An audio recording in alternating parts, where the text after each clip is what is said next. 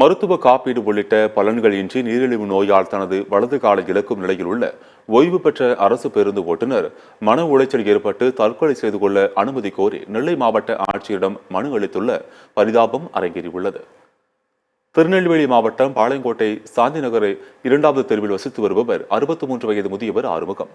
இவர் 30 ஆண்டுகளாக தமிழக போக்குவரத்து கழகத்தில் பேருந்து ஓட்டுநராக பணிபுரிந்த நிலையில் கடந்த 2016ஆம் ஆண்டு ஓய்வு பெற்றுள்ளார். ஆனால் அரசு வழங்கும் பஞ்சப்படி மருத்துவ காப்பீடு என எதுவும் கிடைக்காமல் 758 ரூபாய் ஓய்வூதியத்தை மட்டும் வைத்து மருத்துவ செலவுகளை ஈடுகட்ட முடியவில்லை என்று முதியவர் கூறி வருகிறார்.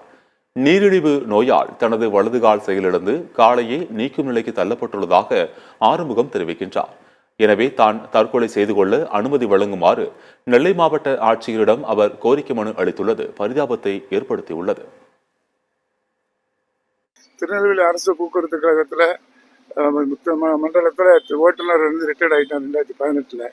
2016 எங்களுக்கு வரக்கூடிய பஞ்சப்படி உயர்வு அந்த அரியர் வரலை. அதனால ஏகப்பட்ட கஷ்டம். பென்ஷன் 7,053 ரூபா வச்சு குடும்பத்தை ஓட்ட முடியல.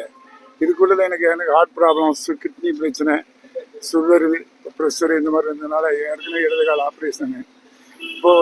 போன 8ஆம் தேதி வலது காலில் மறுபடியும் சுகர் புண்ணாகி காலை எடுக்கிற வேண்டிய ஒரு சூழ்நிலை ஆகி போச்சு.